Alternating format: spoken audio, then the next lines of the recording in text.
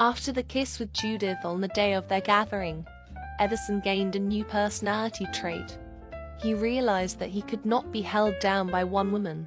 True to his word, Kate's director sent for him a week after the successful card game. He was given a chance to audition for his next movie. He passed the audition. He was not given the specifics of his role, but he did not care. He was finally going to be in the movie. Edison felt on top of the world. He was proud of himself because he did this on his own. Without the help of Kate, he was going to be a bigger star than her. That was his goal. He deserved it more than she did. He was the true star. Kate's movie started production in a week. She loved and breathed her role. She practiced the guitar day and night to become believable enough to play on screen. Kate did not feel nervous anymore, not after meeting with her director and co-stars. All she needed to be successful in this industry was to believe in herself. Confidence and raw talent would make her a star. She did not care about hurting Edison's feelings anymore because he did not care about hurting hers. She still loved him, but she would not allow him to derail her career. She had worked too hard for him to ruin it because of his jealousy.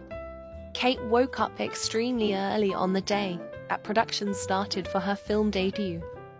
She was nearly bouncing off of the walls with excitement and anticipation. She soaked in the bathtub for hours and thought of her family. She wished they had written back so they could be with her today. After getting out of the bath, Kate ironed her clothes. She wanted to look as professional as possible. She had impressed her co-star and director with her beauty and charm, but now she had to seal the deal with her talent. Kate tried to talk to Edison before she left for the studio, but he walked past her without saying a word or acknowledging her presence. Jealousy looked very ugly on him. Kate entered the studio and was immediately ushered into hair and makeup. She felt like a proper movie star in the chair. The hairstylist showered her with compliments about her beauty, and that made Kate feel special and accepted into the industry. Harrison was out of town to scout more young talent, but she wished desperately that he was able to be here to watch her blossom as a star. She missed him more than she cared to admit. Being fit for her wardrobe was a highlight from her day. She enjoyed the seamstress complimenting her on her tight waist and above-average bosom. She could get used to be praised like this. She never got it from her boyfriend anymore. Judith was an ever-present fixture during filming, much to Kate's dismay. Judith had spread ghastly rumors about Kate which caused some crew members to be cold towards her. However, Kate refused to let Judith bother her. She let her natural ability to charm others do the work for her. She gained the favor of almost every person she spoke to on set. Kate was asked to stand by her cue. In a few moments, she would officially be an actress on film. She shook the growing nerves from her body. Her first scene was the introduction to her character. She was to sing a song. Her performance would mark the first song sang live during a film. She vocalized beautifully and hoped this song would pave her way throughout her career. She felt very nervous for her next scene and wished Harrison were there to comfort her. Her next scene was another risky move decided by the director. She was asked to scandalously dance for the male lead. Such dancing were considered improper, but made sense for her character. The following scene was her character being sent to a jail cell for being immoral. Kate had trouble opening the cell door, but her reaction made for amazing comedic relief, so the director kept it in the final cut of the film. The last scene that contained her character was another song, but this time she was to play the guitar. All the hours she practiced the instrument was finally put to the test. She was timid with her strumming at first, but gained confidence as she looked at the adoring crew watching her play. Her character played the guitar to prove her worth in a Wild West town. It was the climax of the film. If her character played well enough and gained the favor of her love interest, she would be allowed to live and marry the love interest. As Kate finished playing, she noted the parallels she felt between herself and her character. She was always having to prove herself in all aspects in her life. Proving she was a star, trying to win over her mother's love, and trying to keep Edison happy with her. The difference was her character proved herself in the end. She was not so sure if she would ever keep Edison happy if she wanted to be a star. The director called her over after she was finished filming her scenes and he praised her performance. He assured her that she was the next big star in Del Sol Valley and was very happy to have her on his set. Kate was over the moon to hear this. Kate received handsome compensation for her role. With this kind of money, she could officially quit singing at the dance club and focus on her ascent to stardom. Her role of the bar wench was well received by the public and she was offered larger roles to audition for. Harrison was very pleased with her.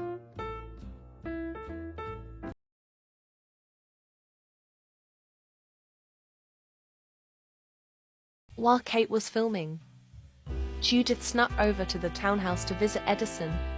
She thankfully did not have any scenes with Kate directly, so she was easily able to leave set to see the younger man.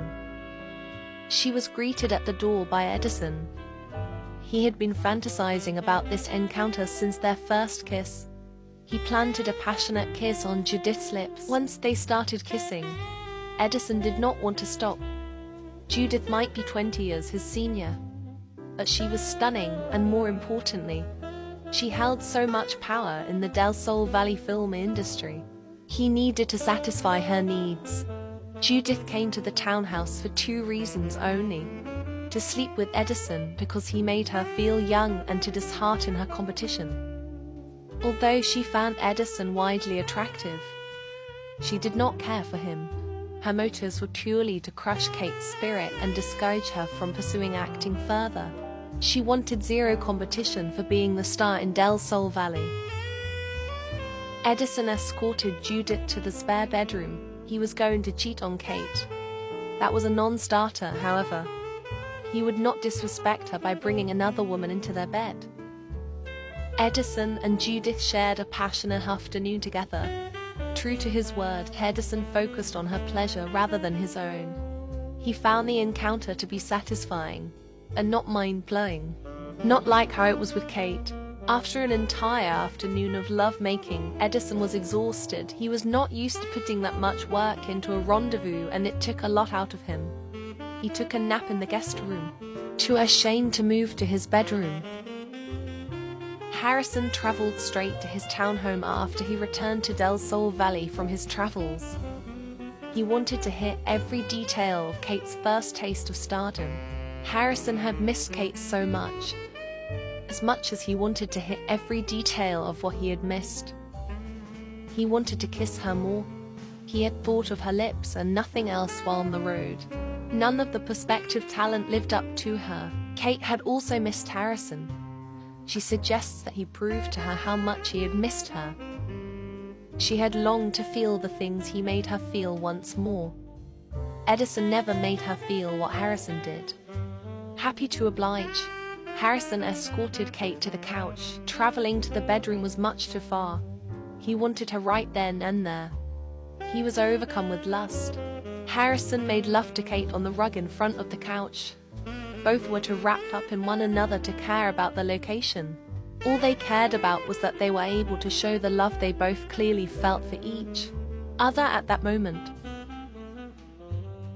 Edison heard a noise from downstairs. He hadn't realized that Kate had returned home and wanted to apologize for slighting her before her big day. Edison changed from his robe and traveled downstairs to greet his girlfriend and hear all about what it was like to be on a set of a film. He instead walked in on the most heartbreaking of scenes. Kate was in the throes of love with Harrison in their home. Edison did not say a word and walked out of the front door. He no longer felt guilty for sleeping with Judith. He was jealous of the enjoyment Kate was having with Harrison in comparison to himself. After Harrison had left and Kate composed herself, she asked Edison to have a heart-to-heart with her. She didn't have the heart to tell him that she was also in love with Harrison, so she concocted an it. Her lie to save his pride and ego. Kate saw the look of hurt sketched upon Edison's face, and she couldn't bear to crush his heart just yet. She tells him that Harrison is only a means to an end. Edison holds the key to her heart. She now had a morsel of power, and she was using it to make Edison successful as well. She told him that she did not want to be famous if he was not right there with her. Edison explains that he has also been unfaithful to her, but it was only to further his career. He felt inferior to her, and he only wanted to be as successful as Kate so she wouldn't leave him. He tells her that all of the other women were hags compared to her beauty, and he thought of only her during his various rendezvouses. Kate sobs in Edison's arms and apologizes for being unfaithful. She tells him that she loves him and she will always love him.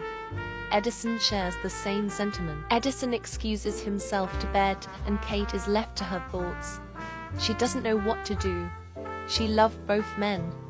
She had made a life with Edison, and yet she knew she would be happier with Harrison. Every scenario in her head left someone heartbroken. Her heart hurt with indecision. Edison shaved his facial hair the next morning, although it would be difficult to forget the image of Kate and Harrison together. The situation couldn't be better for him. Kate now knew he was constantly unfaithful to her, but she was the one who felt guilty because she was sleeping with Harrison to further his career. He was going to get famous and be able to sleep with other women. Life was great for Edison. Kate was overcome with guilt and indecision. It made her feel nauseous, and she often threw up in the mornings after dreaming of every possible terrible scenario.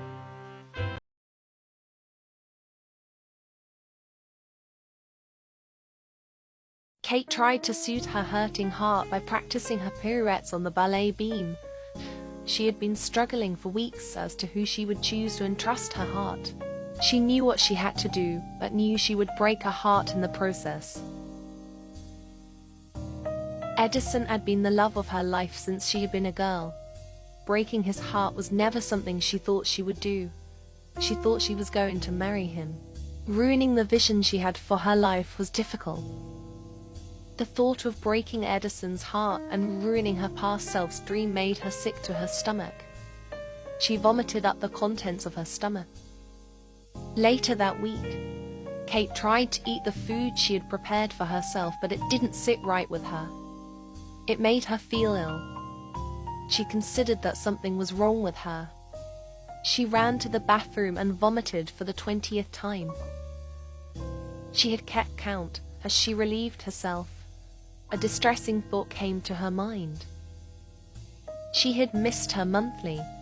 She attributed it to stress, but maybe it was something more. Could she be pregnant? She certainly could. She had been intimate with both Harrison and Edison. She cleaned the toilet and made a mental note to purchase a pregnancy test. Later that week, she took the pregnancy test she had bought at the store the day prior. She had a gut feeling that she was with child, but the question in her mind was who the father was. She had been with Edison more frequent, but Harrison more recently. She stared at the pregnancy test in shock. She was indeed pregnant and had no idea who the father was. Her gut reaction was to say that Edison was the father because he was who she was in a committed relationship with. She wanted the father to be Harrison though. All of the nausea was not the guilt she felt for her indecision, but instead the baby growing inside of her belly. It all made sense to her now. She decided to tell Edison of the news that she was with child after he woke up. She presented him with the pregnancy test. He stared at it in shock. She thought he was going to yell and abandon her, but he did the opposite of that. He hugged her tightly and expressed pure happiness that she was pregnant with his baby. It was all he ever wanted for them. Kate didn't have the heart to tell him that there was a question of paternity. She hoped he would work that out on his own. Kate's entire world flipped upside down when she turned around to see Edison down on one knee with an engagement ring. This was what she had dreamed about since she was a girl, and yet she struggled with words. Her gut reaction was to decline, but she couldn't break his heart in the most monumentous moment of his life. He believed that he was the father of her child, so she needed to believe it too. He told her that he had been waiting for the right moment to ask her. He had been in love with her since he was 16. He couldn't wait to be her husband and to raise their child together. Kate felt as though she was in a daze, a dream from her youth. She was so shocked by the events of the morning that she went along with everything that Edison said. She accepts the proposal and allowed the ring to be placed on her finger. She thought of Harrison. Too overwhelmed by what has just happened, Kate told Edison that she needed to lay down and rest. She was exhausted by the life growing inside of her. Edison started a fire to keep Kate warm while she napped. Edison felt pride to have finally asked Kate to marry him. He had purchased the ring the same week that they moved to Del Sol Valley. He had put off proposing to Kate because of his own insecurities. He did not want a wife who was more famous or made more money than him. Now it didn't matter. Edison would be more famous than her no matter what because she would have to quit acting to take care of their child. Her career as an actress was over before it started. This put Edison's insecurities to rest. The more Edison thought about the timing of Kate's pregnancy, the more uneasy he felt. He was not the only man Kate had been intimate with recently. It turned his stomach to think that this child could be Harrison's. Edison lit a ciggy as he thought of the horror of Harrison being the biological father of that baby. Kate would leave him, and he would be left with nothing. He had to marry her before his chance of being the Bennett family heir was squashed.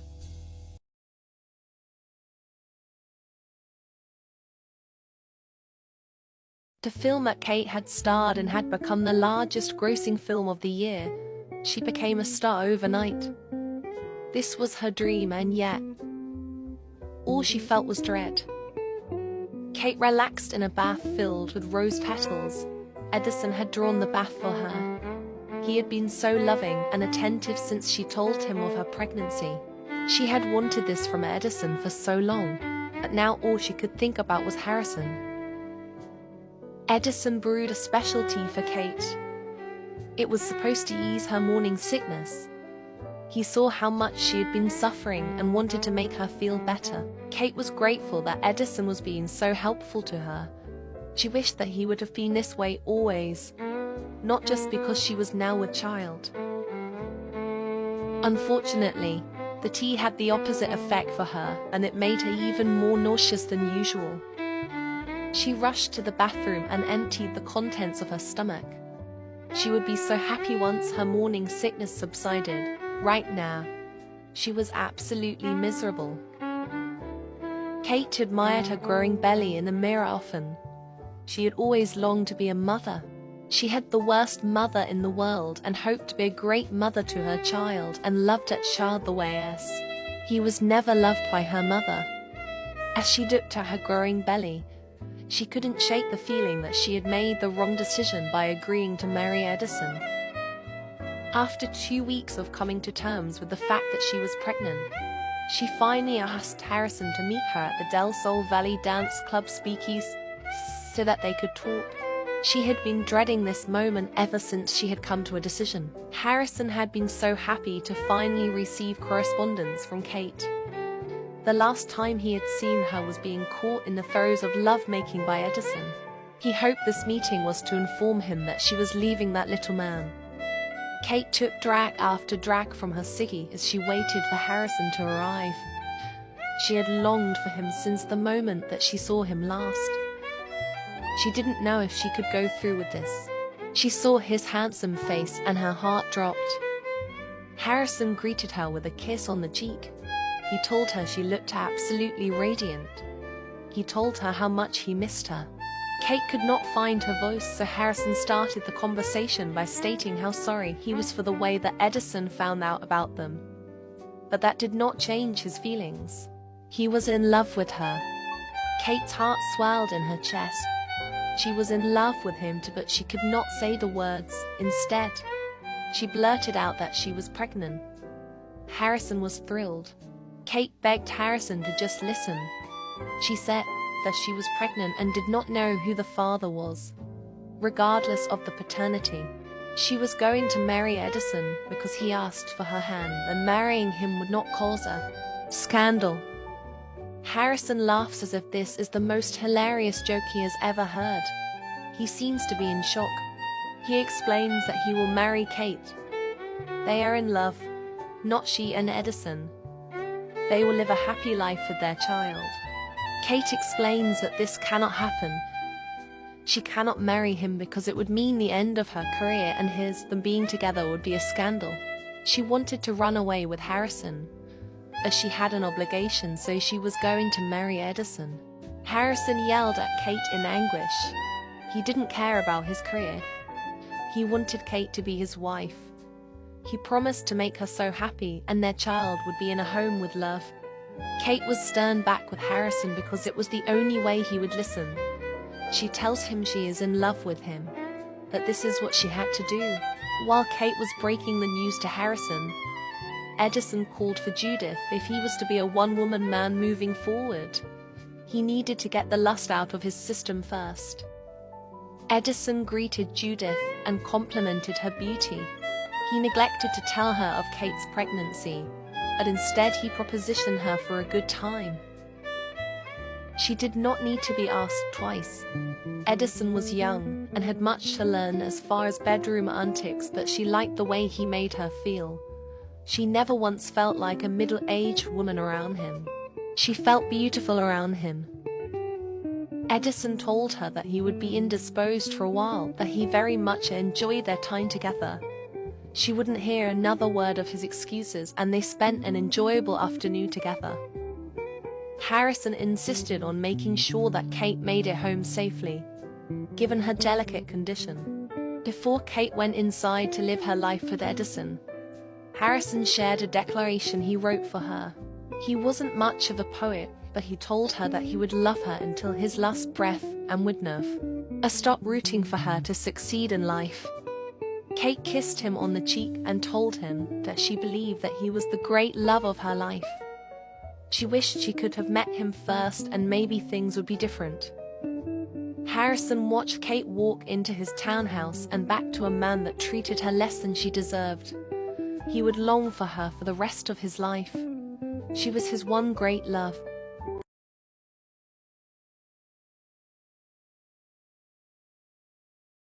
The Del Sol Valley Police Department finally got back to Kate about the whereabouts of her grandparents. She was informed of both Clyde and Emily's passing. They passed away 67 days apart. She was devastated that she had waited too long for their reunion. Kate explained the devastating news of the passing of her grandparents to Edison. She was heartbroken that she would never see them again. This was an epiphany for her. She no longer wanted to be without her family. Kate expressed a desire to check in on her sisters. She wanted to make sure they were safe, and Laurel was taking good care of them. Edison suggested that they take a trip to Willow Creek to give Kate peace of mind and a much-anticipated reunion with her baby sisters. Kate kissed her fiancé. She felt such gratitude and love. She couldn't thank him enough for agreeing to accompany her. Edison took Kate in his arms and began to sway with her. He told her that her sisters were now his family too, and he wanted to make sure they were safe. This was a new side to Edison. She often wondered if he was void of empathy, but this disproved her belief. Kate was surprised when she felt a flutter in her belly for the first time. Her baby was kicking. She excitedly shared this with Edison, and he placed his hands on her stomach to share this special moment with her. Kate and Edison arrived at the last known residence of her mother and sisters a week later. The house was dim and dirty, and it looked abandoned. She decided to knock on the door anyway, in case someone was home. Evie answered the door. She no longer looked like a child. Her features favored their father. Kate tried to give her sister a hug, but Evie refused bitterly. Edison tried to talk to Judith, but he did not have much experience talking with children.